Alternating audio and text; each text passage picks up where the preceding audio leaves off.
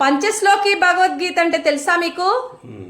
పంచశ్లోకి భగవద్గీత అనేటువంటి దాన్ని పండితులందరూ క్రోడీకరించి దాన్ని భగవద్గీతలో ఉన్నటువంటి దాన్ని 5 మధ్య భాగాల కింద నిర్ణయించి దాన్ని ఇవ్వడం జరిగింది. తెలుసా మీకు? అవి చెప్పండి. ధర్మక్షేత్రే కురుక్షేత్రే సమవేత యుద్ధవ మమత పాండవైశ్చైవ కిమకుర్వత సంజయ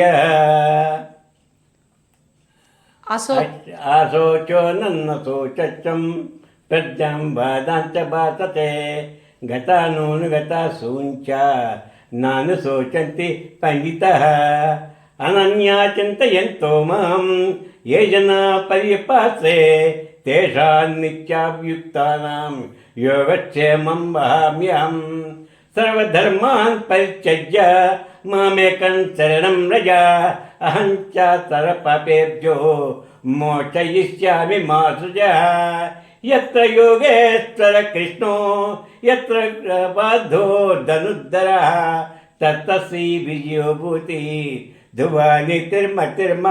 మీరు ఈ రోజు చదువుకుంటారా? రోజు చదువుకుంటాం. రోజు చదువుకుంటే ఏమిటి? రోజు చదువుకుంటే ఏమిటి? ఏమొస్తుంది చదువుకుంటే? చదువుకుంటే భగవద్గీత అది దాని యొక్క విలువ అంతా దాంట్లోనే ఉంది. 5 వాళ్ళు నిర్ణయించారు. శ్రీ గురుభ్యో నమః. ఈరోజు పంచశ్లోకి భగవద్గీత గురించి తెలుసుకుందాం. మావయ్య గారు చెప్పినట్లుగా ఈ 5 శ్లోకాలు రోజు చదువుకుంటే భగవద్గీత మొత్తం చదువుకున్న ఫలితం వస్తుంది. మొదటి శ్లోకం ఏంటి? ధర్మక్షేత్రే కురుక్షేత్రే సమవేతాయుయుత్సవః మామకా పాండవాశ్చైవ కిమకుర్వత సంజయ. ధృతరాష్ట్రుడు గుడ్డివాడవడం వల్ల కురుక్షేత్రంలో ఏం జరుగుతుందో తెలుసుకోలేకపోవడం వల్ల సంజయుడిని అడిగాడు, యుద్ధంలో నా పుత్రులు పాండురాజు పుత్రులు ఏం చేస్తున్నారు అని. రెండవ శ్లోకం ఏమిటంటే శ్రీ భగవానువాచ అశోచ్యానన్వశోచస్త్వం ప్రజ్ఞావాదాంశ్చ భాషసే గతాసూన గతాసూంశ్చ నాను శోచంతి పండిత.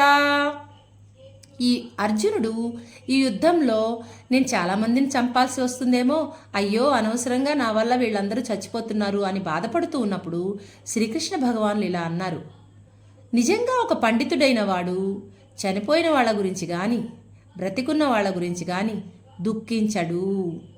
ఇక్కడ పండితుడు అంటే మాస్టర్ కానీ టీచర్ కానీ కాదు. పండితుడు అంటే భౌతిక దేహాన్ని గురించి తెలుసుకున్నవాడు. ఆత్మ వేరు, దేహం వేరు. చనిపోయినా బ్రతికినా ఆత్మ మాత్రం నిలిచే ఉంటుంది అని అర్థం. మూడవదేంటి? అనన్యాశ్చింతయంతో మాం ఏ జనా పర్యుపాసతే తేషాం నిత్యాభియుక్తానాం యోగక్షేమం వహామ్యహం. ఎవరైతే ఎటువంటి ఆలోచనలు వేరే ఇతర ఆలోచనలు లేకుండా నా గురించే భజిస్తారో అటువంటి వారి యోగక్షేమాలను చూసుకునే బాధ్యత నాది అని దీని అర్థం. నాలుగవది సర్వధర్మాన్ పరిత్యజ్య మామేకం శరణం వ్రజ అహం త్వాం సర్వ పాపేభ్యో మోక్షయిష్యామి మా శుచః. అన్ని ధర్మాల్ని వదిలిపెట్టి నన్నే శరణు వేడు. అన్ని పాపాల నుంచి నిన్ను విముక్తి చేసే బాధ్యత నాది. ఇక్కడ నాది అంటే ఎవరిది? శ్రీకృష్ణ భగవానుడిది. ఇంకా 5వ శ్లోకం భగవద్గీతలో చివరి శ్లోకం, 18వ అధ్యాయంలో చివరి శ్లోకం. యత్ర యోగీశ్వర కృష్ణో యత్ర పార్థో ధనుర్ధరః తత్ర శ్రీర్విజయోర్భూతి ధ్రువానీతిర్మతిర్మమ. ఎక్కడైతే యోగీశ్వరుడైన శ్రీకృష్ణుడు ధనుర్ధారి అయిన అర్జునుడు ఉంటారో అక్కడ సంపద, విజయము, అసాధారణమైన శక్తి మరియు నీతి నిలిచి ఉంటాయి అని అర్థం. మరి ఈ 5 శ్లోకాలని రోజు పఠించుకుందామా?